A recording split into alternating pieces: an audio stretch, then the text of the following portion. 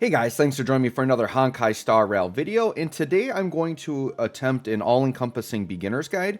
I'm going to try to keep it as concise as I can, and just know this is a complex enough game where I think you could do several beginner's guides on several topics. So think of this as kind of a brief overview of the game just for like a new player starting out with some basic advice and things to do. And then down the road, and you can maybe request in the comments, but if you want more detailed guides on specific aspects I talk about, feel free to do that. So Honkai Star Rail is a turn-based role-playing game by HoYoverse.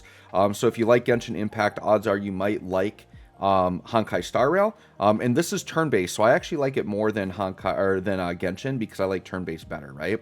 So the first thing I'm going to talk about is just kind of what are some things you should be doing early on. I'm going to kind of navigate through the menus and just explain like all the modes and all the things you can do. I also want to talk about the summoning system and explain how the pity works, because not everybody understands that, and I don't know that it's like explained very clearly. So there's going to be a lot of topics talked about in this video, so just keep that in mind as we go through.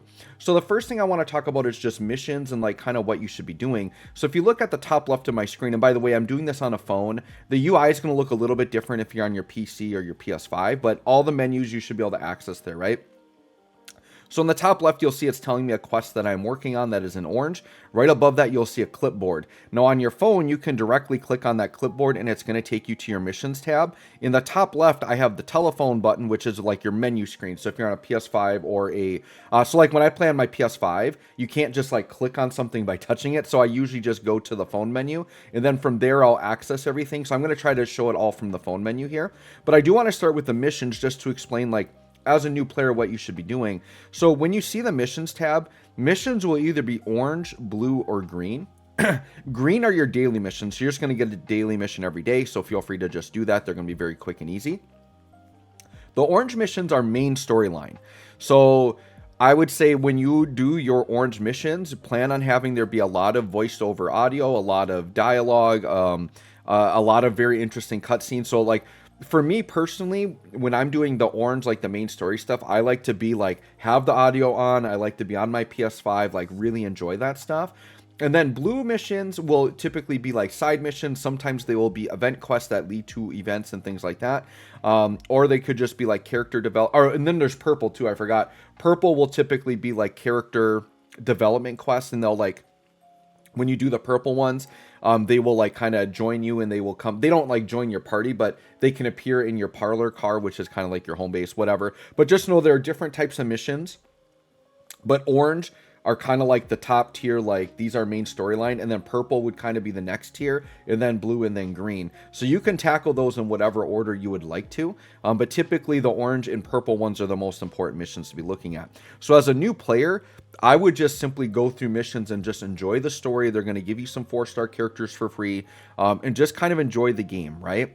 Now, once you get into kind of like normal gameplay and you want to like do other things outside of the story, the main thing I'm going to guide you guys to is this thing called Industrial Guide. So it's right here on the left. And in the Industrial Guide, there's a lot of things that'll explain to what you can do every day. So on the far left tab here, these are, so if you're familiar with Genshin, this is like your adventure book. So these are just like pretty much just standard beginner missions that you go through a series, and right now there's only 4 pages of them on Star Rail, but you get really good rewards. So this is a great way that it just kind of guides you through, and it helps you just give you goals and things to do. So this is something I would keep an eye out on, and just try to complete these missions slowly as you're doing things, okay? The next tab here, this is a daily, it's like a daily point goal that you have. So your goal is to earn 500 points every day to get all of the rewards. And you can see here, there's a list of different tasks. So you can earn more than 500, but it will stop at 500. So you have choices as to what you can do. One of them is doing your daily quest for 200 points. So usually I try to get those done every day. Then this third tab is really important. This is kind of like your quick jump to like normal, like to missions and areas that you want to go to. Now keep in mind, if you're like a brand new player, not all of this stuff may be unlocked immediately. So you may just need to progress through the quest and the normal story until this stuff becomes available. Okay. So in here we have something called Simulated Universe. Think of this as like, you do want to do it because you have weekly points here, and there's like a base simulated universe, and then they've actually spread out and done other modes of simulated universe. So right now there's one called Swarm Disaster, and then right now I'm recording this during Ron Mai's event, and she got another addition to simulated universe. But just know that you can earn weekly points in here for completing it, and they have different difficulties. So just know that even if you're not like a maxed out player, like you will have parts of simulated universe you'll be able to complete. So I do try to get the weekly points done, but as like a brand new player, you might feel overwhelmed with content. So I don't know that you need to stress about it, but it is good and worth it because there are things you can get in there. And probably what I'll do is actually, you know what, I think we'll go there right now just because there are some things I want to show you. Once again, simulated universe is probably one of those things I need to do like a whole separate guide on, but once again, I just want to do like a baseline. So the normal simulated universe looks like this, and you're gonna have a bunch of worlds. Okay, world 1 and 2, those are kind of like your tutorials, and they're a little bit easier. And then starting with world 3, you can actually earn like relics, and each area is gonna have different relics in it. And these are called ornaments, and this is kind of a different relic set. I got to go over relics in a different part of this video. Once again, there's a lot here, and just think of this as a real basic overview, okay? The big thing with the reason why simulated universe is important to try to complete weekly is because with these weekly points, you're going to get these rewards here. And one of the rewards is called Herta's Bond. It's this right here. You can get 2 of these a week. Or no, you can only get 1 of these a week. And right now you can see I have 4, but the reason why these Herta's Bonds are very important is in the upper left here, there's a store where you can buy light cones, which are extremely important. Light cones are basically like your equipment in this game, and that's something else I'm going to talk about. But these are 5-star light cones, which are not easy to obtain. And as a free-to-play option, some of these are actually very top tier. So these are very, very good. I do recommend the hunt one and the destruction ones are actually quite good. And you can buy 1 copy of those. And then you can do what's called a superimpose, which kind of is like you put dupes into them. But these special Herta store ones, you can actually buy this item here. And you can use this to get superimposed dupes and actually max them out, which is really nice. So once again, this is probably like a whole separate video. So just for my brief explanation, just simulated universe is important. It is something I would go in and try to get your weekly points on, stack up on those Herta's Bonds, and buy. You definitely want to buy that. And then beyond that, you get other good rewards. Okay, so for the sake of just being an all-encompassing beginner's guide, that's all I'm going to talk about with simulated universe, okay?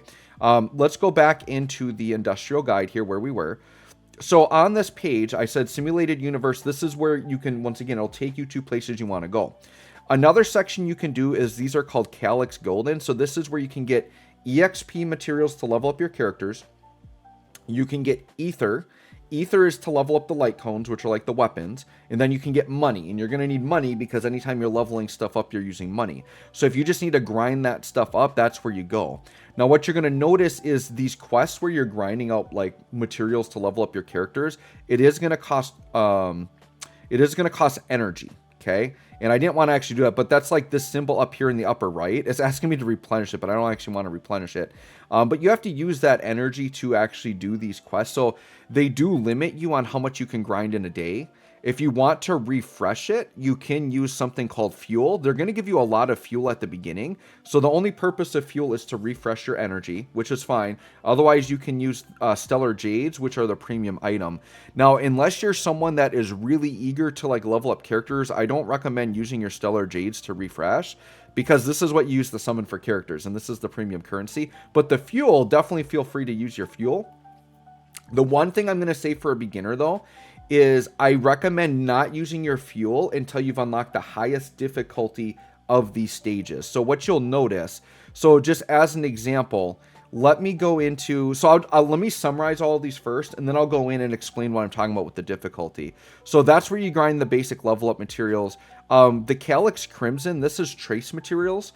We'll talk about traces when I cover the character stuff, but traces are used to, basically the characters have what you would call like an enhancement board, where you get stats and you get ability upgrades and things like that.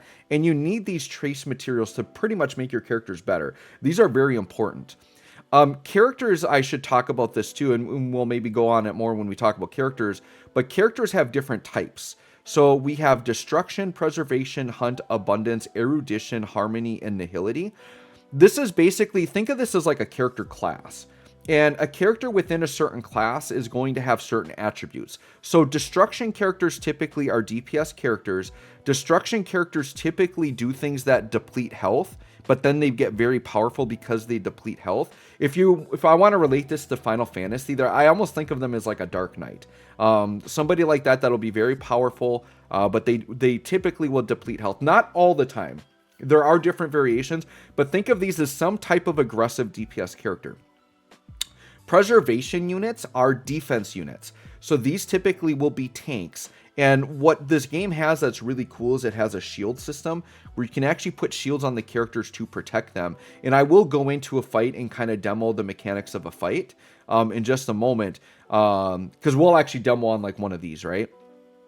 So preservation characters are very defensive and give you shields. Hunt characters, think of these as very speedy offensive characters. Hunt characters, so I know some people watching my channel are DFO players, are former DFO players. So think of a character like Lightning from Final Fantasy 13. That is the type of character I would think of as a hunt character. A character who gets a lot of turns, they're very fast, and they're very aggressive and do a lot of damage. So these would be your second class of like DPS characters. Abundance characters are going to be your healers.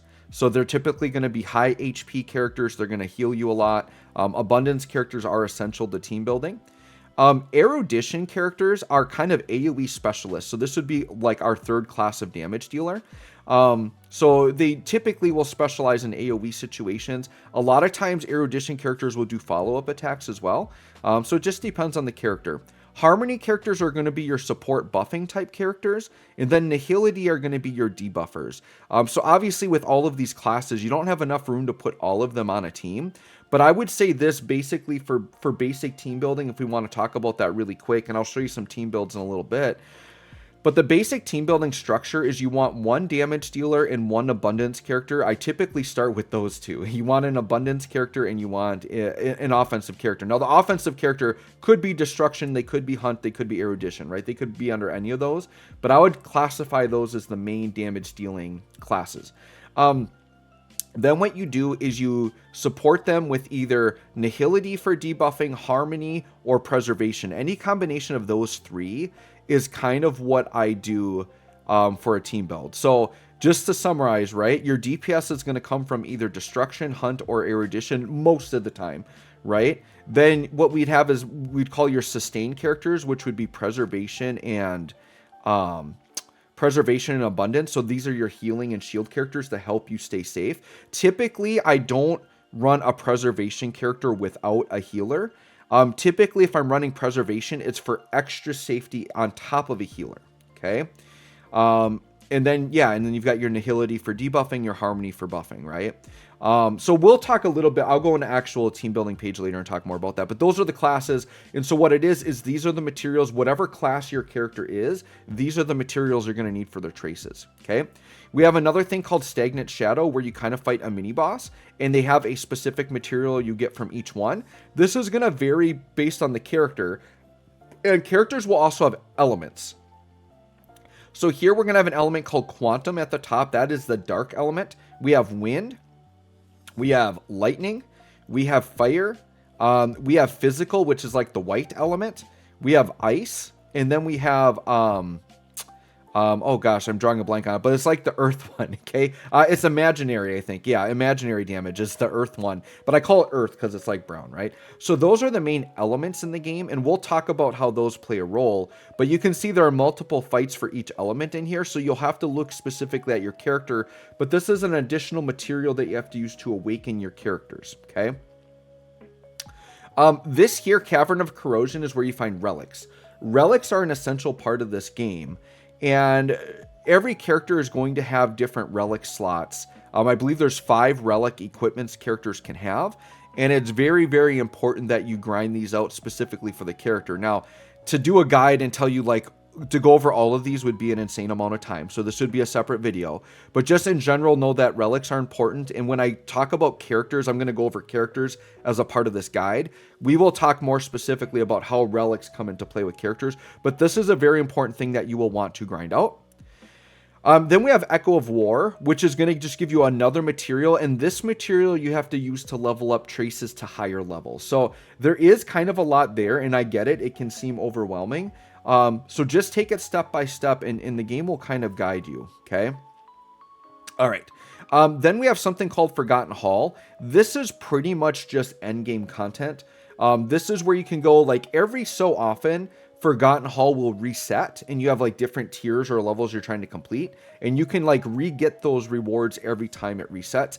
The Forgotten Hall 2 will have different enemies and things that will change within it, so it's kind of a slightly different experience every time. So it's a good thing that whenever it resets, you want to try to get as far as you can before it resets again, because it's just free rewards, right?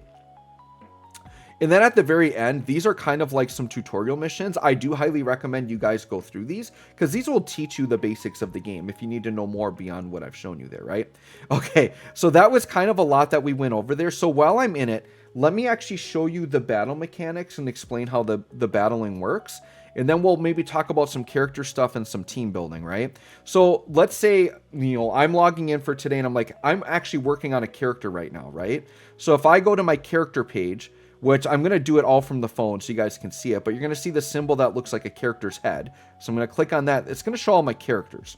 Okay, and so a character I'm working on is Ron Mai. I just got her, actually, and she's a character I'm trying to level up. So for Ron Mai, I'm going to click Ascend because I want to level her up to the next set. And you can see I need this material here. So what's cool is anytime you're leveling up a character's traces, or you're trying to level up a light cone or whatever, if you're missing a material, you can click on it and it will give you a link right to where you can go to find that material. So this is a great shortcut to just get what you want to. So it says, oh, I need to go to Stagnant Shadow to get that. So it'll go there and I can just teleport right to it. Now, obviously you have to have unlocked it first. So until you've encountered it on the map, it won't appear yet. Okay. Now what's going to happen is on the map, your characters can walk around. Like Genshin, I can freely click and switch between my characters. And then on the bottom, you can either run, you can do basic attacks, and then you have special skills. Now, everybody's talents are going to be different, but these are like map skills. So you actually use these before you encounter the fight. So for example, with Link's here, I can hit Restore, and we're going to start off with some healing over time buffs when we go into the fight. Then what I could do is I could go to Jinglu. She has like a barrier that pops up, right? So I'm going to go ahead and encounter this. This is actually going to turn into a boss that will appear. I'm going to pick my team there. Okay, and then so with Jinglu's ability, they're frozen, and then I could do Silverwolf's ability. So once again, I'm not going to talk about what these abilities do. You can learn about these in my character guides or by researching characters, but those, you can basically have abilities going into a fight before you encounter. Now, like I said, this is a turn-based game, right? So every character is going to have a basic attack, which for Silverwolf here on the bottom, you see it says single target, that big button on the bottom. That's her just normal attack. And then to the right of that, we have a skill. Now, to the left of the single target attack, you're going to see the number 3 with some stars. What this is this is a shared skill point pool. So any character that uses their skill, which is going to be that top right button, the smaller button, the skills are always going to be the better attacks, but it will consume a star or a skill point. So for example, if I click on, and once again, you can click and choose which enemy you want to attack. So if I click on the skill, she'll actually change her stance and she's prepping to do the skill. And it's going to show you on the bottom left, it's actually going to take away a skill point. So let's go ahead and do that. We're going to use her skill. It'll deal damage and do whatever the effect is. Now you can see I'm down to 2 skill points. So I'm going to go ahead with Jinglu. I'm going to use her skill as well. Okay. And now you're going to see I'm down to 1 skill point. Now what Jinglu's got here, she's got a special stance. So this is just a free attack that she's getting. Okay. So that doesn't use a skill point, but we also don't get any skill points back. Okay. Now what you'll notice is next to each character, they have a circle next to them. And this is their ultimate skills. These ultimates will fill up and the characters gain energy when they do actions. And sometimes other characters can give energy to other characters depending on what their kit is. This scales off of a stat called energy regen rate, which you can give characters based on what ornaments you give them and what relics you give them, right? So some characters will regen slower, some will regen faster, depending on the character. So what's really cool about these ultimates are interrupt attacks. And on the top left, you see we have a turn order. So Seela's the character attacking right now, Lynx is going after, and then after Lynx, we've got enemies attacking, right? Well, we can use our ultimate skills at any time, and it will interrupt the turn order. So let's say Seela's going to do an attack here on the middle enemy. Okay, now it's Lynx's turn. Now notice I have no skill points. So the way you recover skill points is by using a normal attack. So I'm going to use a normal attack, but then I'm going to proc some ultimates. So while Lynx was attacking, I pressed the ultimate button, and our characters using ultimates will always take turn priority. So even if it's not your turn, you can jump in and steal turn order. This is a great strategy. If an enemy's about to do something that might kill you, you can sneak in and get a heal. You can sneak in and put a debuff on an enemy to kind of save you, right? So I'm going to hit the ultimate skill for Silverwolf. It's going to attack the enemy. And you can queue up multiple ultimates at once. So you see I pressed both buttons, and now Jinglu's ultimate is sitting here ready to go. So Jinglu's going to do that ultimate skill there. Okay, and enemies will take damage. And then we'll just do a normal attack to get a skill point. And then the enemy there you see just kind of exploded and took damage. So it's because the enemy had debuffs on. Once again, I'm not going to go into huge detail about it, but some characters specialize in putting debuffs on, and these are typically nihility characters, but not other characters can do it as well. But certain debuffs, they do damage over time, and it's referred to as DOT. And what happens is these debuffs can stack. And when enemies take their turns, all these debuffs will like trigger and do a bunch of damage. So that was what you saw there was a DOT, a damage over time. When the enemies recover from frozen, they take damage. And I had the enemies frozen. But you can also burn them, you can bleed them, you can wind shear them. There are a lot of ways to inflict damage over time debuffs, right? So, all right, so I got my rewards and that was it. So that's the basics of battle and attacking, and that's pretty much it there, right? So with that, let's go into the character portion and talk about, well, how do you actually max out characters? How do you level them up, right? So I'm going to go back to the phone, and I'm going to go to the character tab here. And you're going to see a list of all your characters. So let me go to a character maybe I haven't leveled up yet. So sure, let's look at Arlen here. Characters are going to start off level 0 out of 10. Arlen, I think I've leveled up a little bit. But all you do is you click the level up button, and you can level them up with these adventure books. Now, these adventure books, you're going to get them just through playing the game and through missions and whatnot. But you can also earn them. It's one of those, the character level up stages. I think it's the Calyx Golden. I showed you that earlier. One of the stages you can do is you can just grind these books. So if you need to use your energy to grind these books, you definitely can do that, right? So I'm going to click auto add. It's going to put a bunch of books in there, and it's going to level them up as high as he can go. Characters levels go up by 10s, and then every 10 levels you have to ascend them to get 10 more levels. The max level you can get currently at the time of recording this video is level 80. I know Genshin Impact goes to 90, so I would not be surprised if within the next year or so this game's going to upgrade their characters to 90. We'll see. But I'll click level up. Arlen's going to level up to 30. Okay, and then what it's going to do is then the ascend button will pop up, and using materials I can ascend him to the next set. So I get the materials, and once again, these materials here I should actually talk about. These ones are a little bit trickier. You actually get these more through expeditions, which we do have to talk about that. So I might jump to that soon so I don't forget. But you actually don't grind these through the Calyx stages. You actually grind this through expeditions, which is just a daily thing that you do. You just put your characters out to get them, and you'll build up a lot of these. I usually don't have any problem keeping up with these as long as I keep my expeditions up. So I just click ascend, and then he'll go to 40, and then I can level him up again. Okay, so that's the basics of doing the character's level. The other thing a character will need is a light cone. So the light cone will have different abilities depending on which ones you equip. Light cones, though, are tied to specific classes. So Arlen is a destruction character, so what they'll do is they'll put all of my destruction light cones in the front, and it's showing me that these are ones that I can equip. So let's say I want to equip them with that light cone, I can do that. Light cones, though, also need to be enhanced. So once again, it's going to use a different material. I don't have any of those right now, but that's the ether. The ether is grindable. The other thing you can do is you can superimpose them. So light cones are going to start off at level 1, and they can superimpose up to level 5. So you need 5 copies of a light cone to max it out. I would not stress about maxing out light cones. At superimpose 1, most are going to be fine, especially for 4 and 5 star. And then just let those build up over time, okay? All right, so that's that there. So light cones, that's how those go. And then we have traces. So this, once again, this is like a summon, or not, I'm going back to default, but this is just like a character board where we can upgrade all of these. Typically what I do is this middle section with the 4 parts that are glowing, those are all of the character's main skills and talents, and those can go up to level 10. The area around it are basic stat boosts and abilities. So like the whole section around the outside, I would make sure to max all those out. You do have to upgrade the character's level far enough to access some of those, and there's going to be different requirements for leveling those up. And then the middle section, you don't always have to make them all 10 out of 10. It depends on the character, so you can watch guides to see recommendations on how high you want to go with those. Okay. Then we have relics. So relics, you're going to have the outer circle is going to be a 4-piece set, where you're going to have a head, you're going to have hands, you're going to have a body, and you're going to have feet.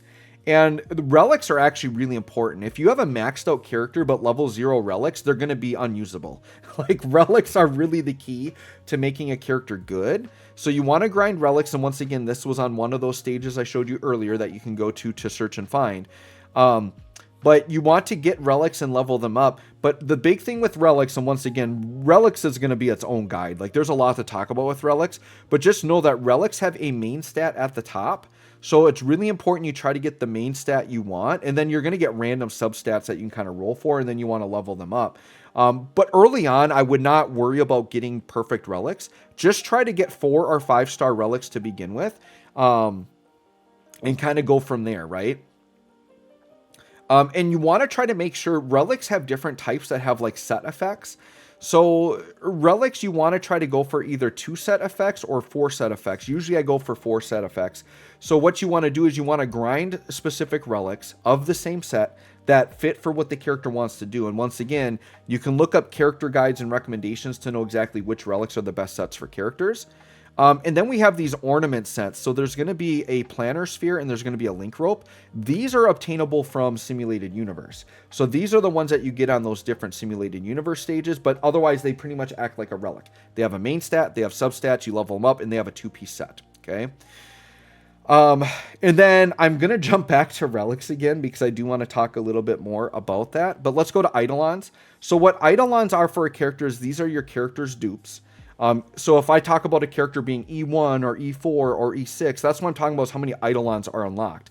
They're going to get different stat boosts and abilities through each eidolon.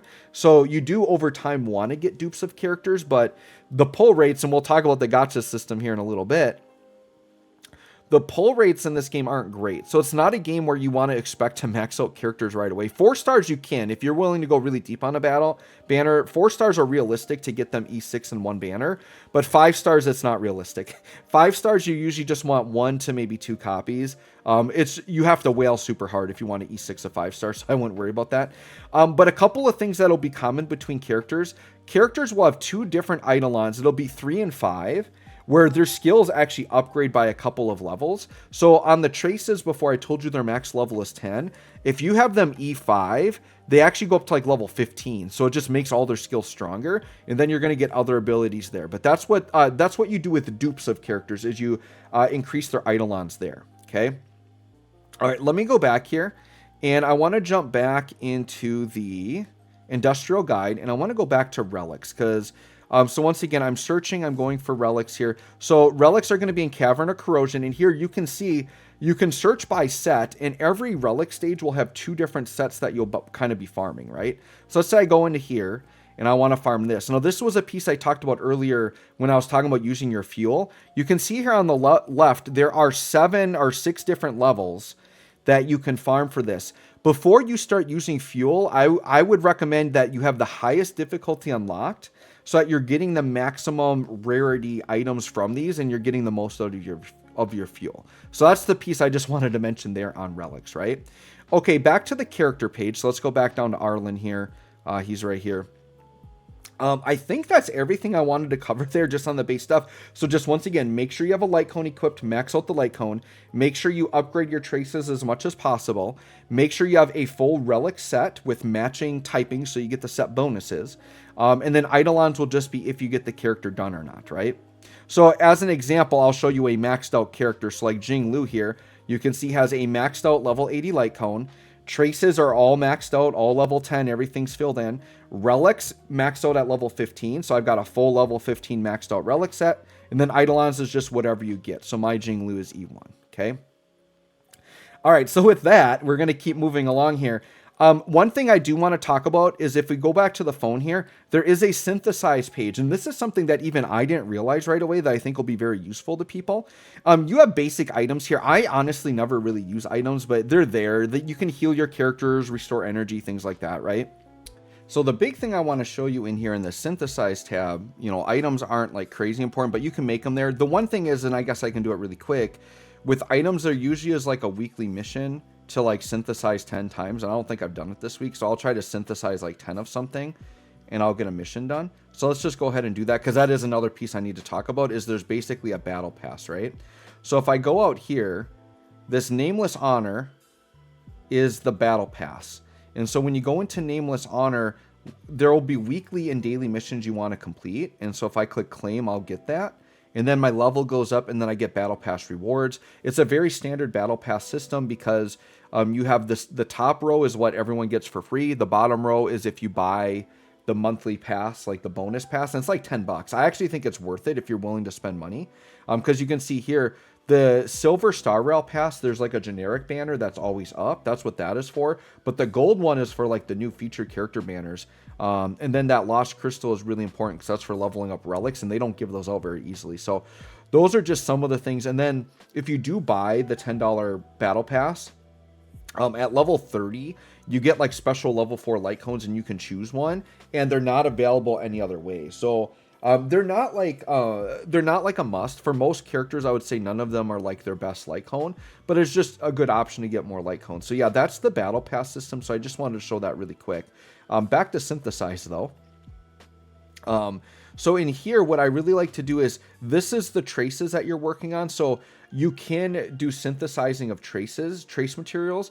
So trace materials have 3 steps. So there's like a blue, and a purple and a green. Yeah, there's a green, a blue, and a purple trace material for the same thing. So they kind of upgrade each other. So when you synthesize, you can turn like the lower ones into the higher level ones. It's a good way to get more out of your materials. So make sure you go ahead and do that, right? So let's say, for example, I'm working on this, I believe is for a Nihility character, right? So if I want more of these blue keys, I can take my green keys and upgrade them and turn them into blue ones. And then the purple key, I could turn the blue ones into the purple key. So just know that there is a way to upgrade your materials. So even when you do the quest and you get the lower level ones, they're still good because you can turn them into the upper level ones. But the main thing I wanted to show you here while we were on the topic of relics, is you can actually just make relics in here. And this is something that I think some players, maybe even if you've been playing a little bit, might not still fully know or understand. But you can make your own relics, and it can be a lot easier than farming them sometimes, right? So you can choose any relic set you want, and you can do the ornaments here from Simulated Universe, right? So let's say I'm doing like this set here. So I'm working on Ron Mai, and this is the set I'm going to use on Ron Mai, right? So if I wanted to, this planner sphere, what I can do is you get these gold books, and these gold books you'll earn from missions, or if you sell off extra 5-star relics that you're not going to use, you can just get these books for free. And I think every material you sell, or every 5-star you sell, you get 10 books, and you need 100 of them. So every 10 that you sell, they'll give you one back for free, but it's going to have random stats, right? So if I just click synthesize here, I use 100 books, and I'm just going to get a random one of that material. So it's going to pop up and I can look at it. So I got one with the fire damage boost, and it's got effect, hit rate, and defense. This is actually a really bad one. So I will just go ahead and end up reselling that back for more books and try to make more. But it's a very quick way. As you build up these materials, it's actually a lot quicker to do this than to actually farm the relic stages, right? Now, the other thing you can do is a customized synthesis. Now, I don't recommend you do this until you really understand the game, but customized synthesis, you can actually choose the main stat on a relic. this is really good because you can see here, like for this relic, there's what, 1, 2, 3, 4, 5, 6, 7, 8. There's 10 different main stats I could get on this relic. So I could be making a million of these by the time I get the actual main stat I want. And then if I get the main stat I want, the substats could be bad, right? So this is like the relic grinding hell they want to put you in. So what this, you get this thing called a self-modeling resin. And you can see I only have one in my inventory right now. These are very rare. They do not give these out very often. They might give out 1 to 2 of these per event. And when we're talking event, we're talking about like character drops that are like, you know, 2 to 4 weeks apart. Like you're not getting these very often. So you want to make sure you save these and use these for characters that are going to be like your main best characters, and you pick specific relics you want to use them on. So the thing is when you're making relics, so let me go back to like normal relics here. So if I'm doing a normal relic set like this, just know that the head and the hand, they always have the same main stat. So those you just roll for substats. So these I would never do a customized synthesis on these. Okay. The body and feet will have specific main stats you want, so those could be worth doing a customized synthesis on.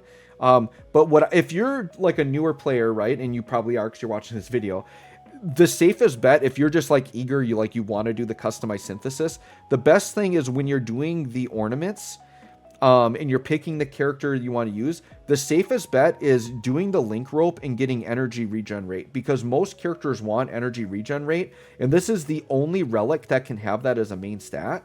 And it's really tough to roll for it. So usually when I use my customized synthesis, it's on the link rope for energy regen rate. Okay, that I'm just throwing out as a basic for a beginner. Once again, it's going to change depending on the characters you're doing, things like that. There are definitely other things that are worth doing it on, right? Okay, so that's the relics and stuff. I think I covered a lot of that. So the next thing I want to do is, let's talk about team building. So I'm going to go to a team build page. So I'll just go to like an empty team. I think I've got something. Yeah, like here's an empty team, right?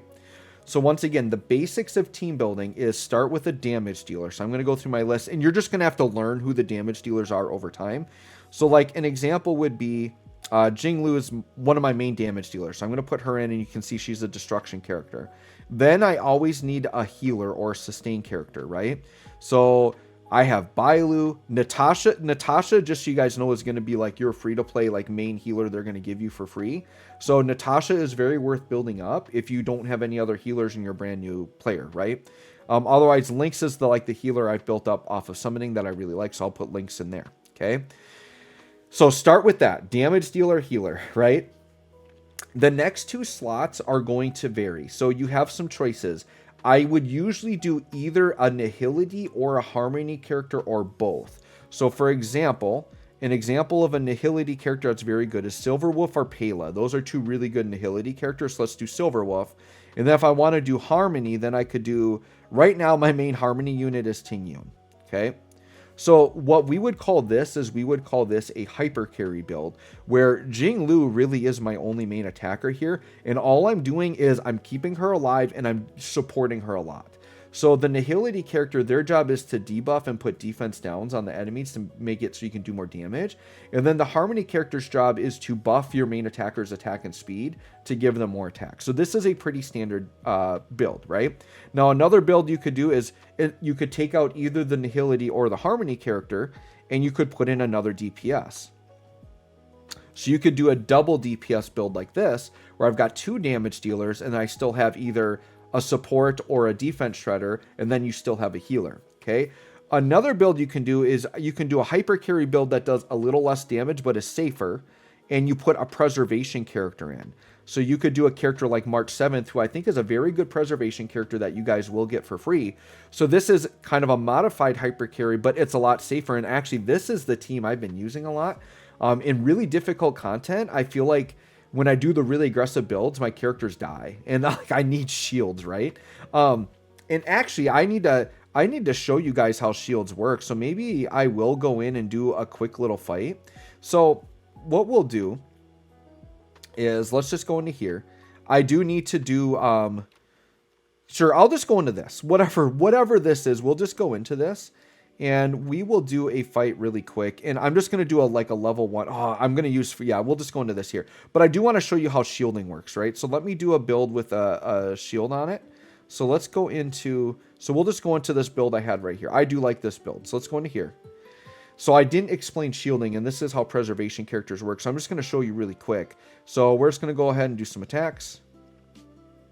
We'll let the enemies go. But notice my health bar below the characters there. It's green, and we're losing health like quite quickly, right? So let's go ahead and we'll just do an attack. I'm not worried about like beating this fight anytime soon. Sure, we'll just do another attack. All right, so here's March. So a preservation character typically will do shield. So what I'm going to do is I'm going to do the shield, and I'm going to pick a character. So I'm going to do Jinglu. Now watch Jinglu's health bar. Okay, so she got a white bar around it. So what that white bar around it is the shield. So you notice Jinglu just took a hit there. What happens is instead of her health going down, the shield actually goes down instead.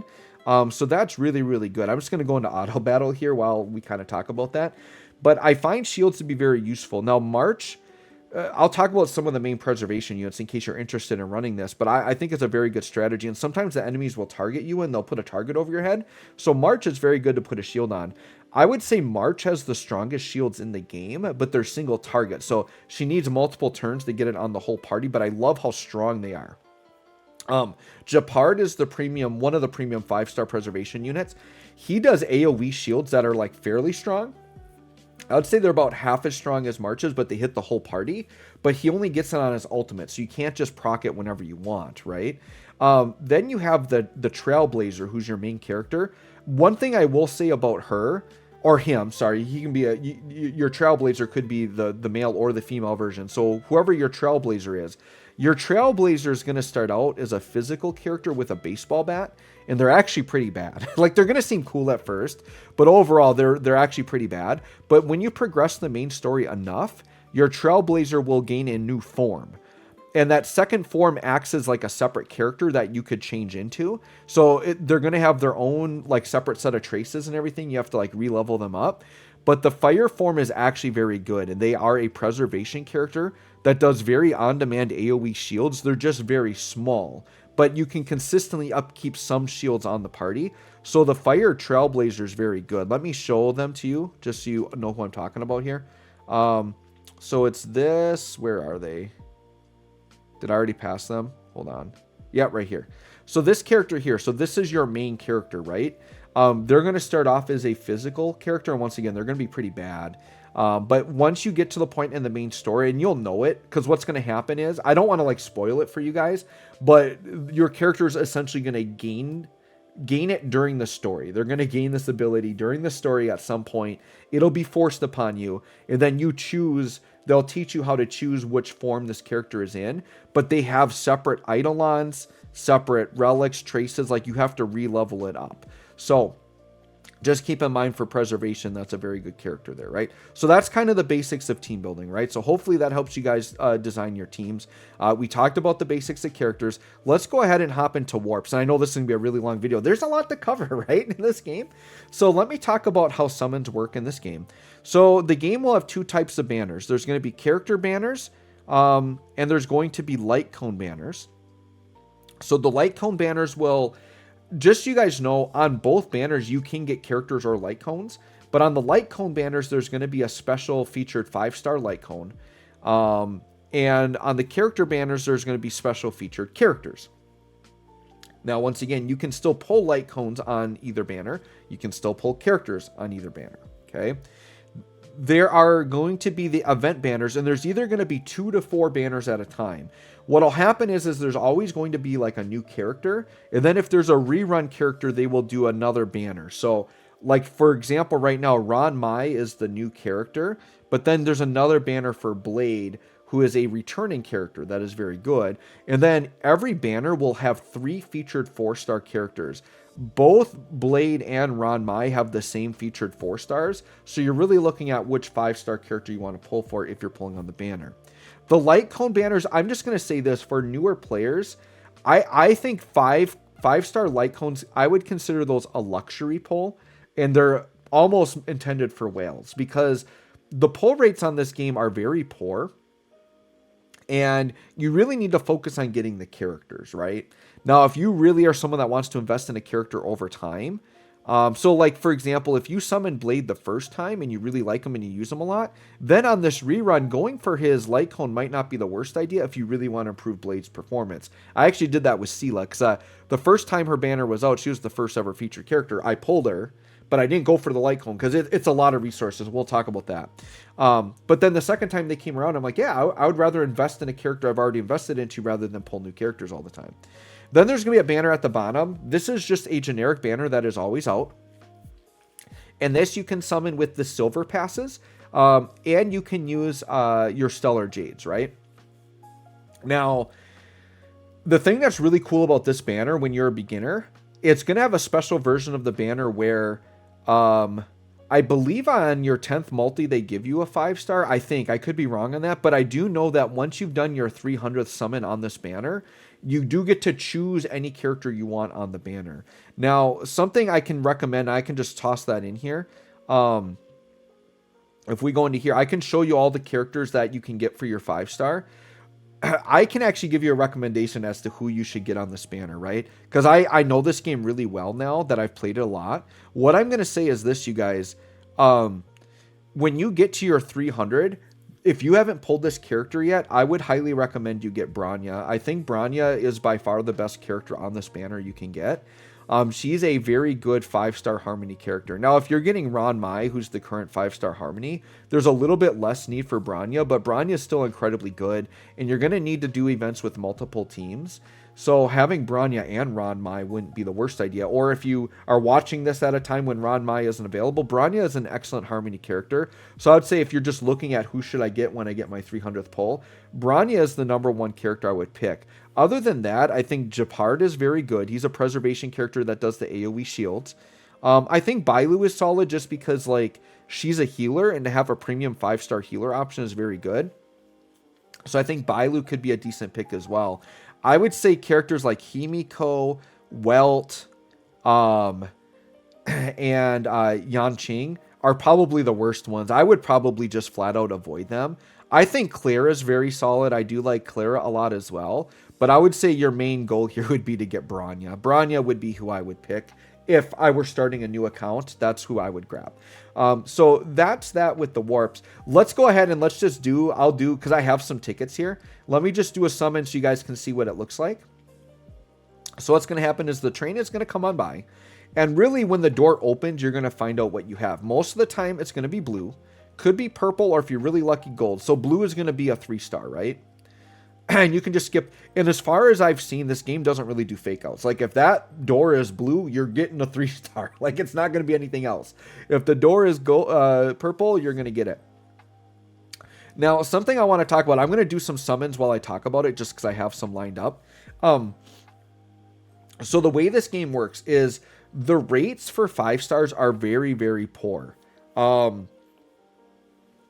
So it's very hard to just flat out pull one. But what this game has is it has a unique pity system. And if you're familiar with Genshin Impact, it's the same pity system. So the way this game works is on the banners, it tracks how many summons you've done.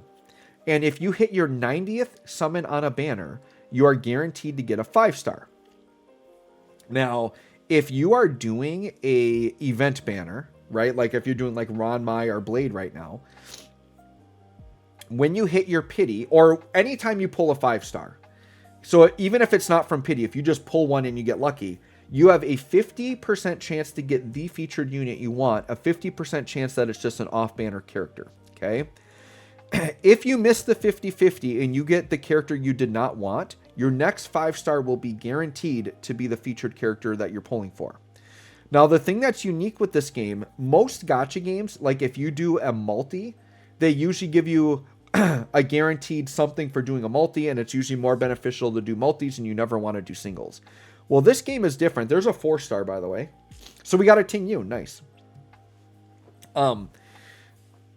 So in most games, you only want to do multis, not singles. With this game, doing singles is just as good as doing multis, because what it does is you're guaranteed a 4-star for every 10 pulls you do. But you don't have to do a multi to get the guaranteed 4-star. It's just every 10 summons. They can be singles, multis, whatever. you will get. So that Ting Yun I just got, most likely was I had hit my 10th unit after getting the last one, and it guaranteed me a 4-star. Now, the other thing that's unique with this game that I think some people don't understand is, like I said, it's 90 summons to get to a pity, but it carries over from banner to banner. So, oh, another 4-star. So this was not either this or, yeah, this was not a pity. So we got a 4-star light cone. Cool. We'll do one more here.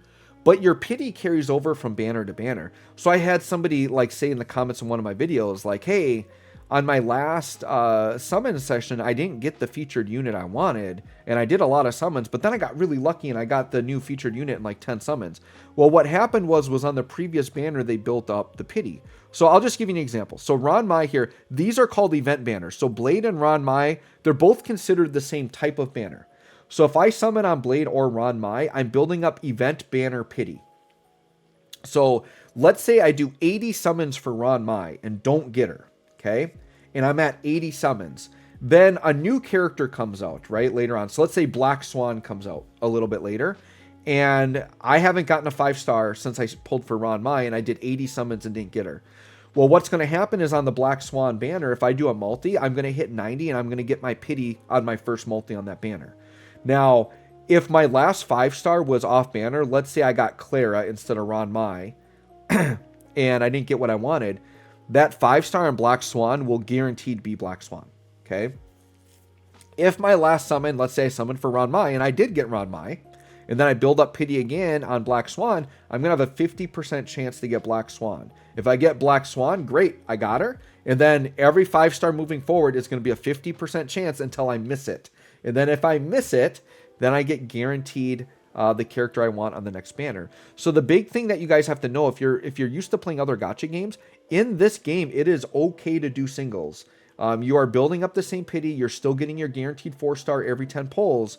And pity will carry over from banner to banner. So once again, if you have really bad luck on a banner, at least you're earning your way towards pity on another banner. Now, the other thing that's going to happen is as you summon, you're going to get something called embers, and you're going to get something called Starlight.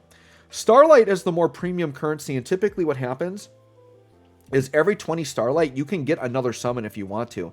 You can actually buy 5-star light cones, but they're very expensive. I would rather just get more summons back personally, right? So that Ting Yun that I pulled was a 5-star or a 4-star character I already had maxed out. So if you pull a character you already have maxed out, they give you 20 of these Starlights. So they basically just refund you with a free summon.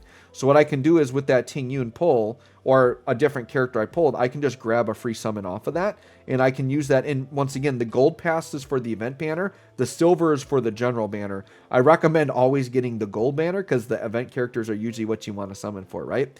In the Embers exchange, these materials you also get from summoning, and you get a lot more of these materials. Every month this resets, but you have 5 gold passes and 5 silver passes you can buy every month. I recommend you buy those out every month. That's basically a free multi you're getting off of these, and once again, you get a lot of this. These Tracks of Destiny, I usually recommend buying these also.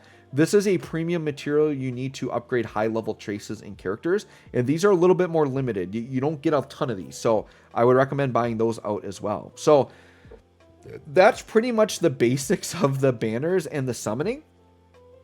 And that might be a wrap-up for the guide, you guys. This has been a long video. We're going on probably close, yeah, we're going on close to an hour at this point. Let me just check and see if there's anything else I need to go over with you guys. I'm doing this off the top of my head, but there's just so much. Oh, I do know one more thing I want to show you. So there's going to be something called the travel log, which is this symbol here.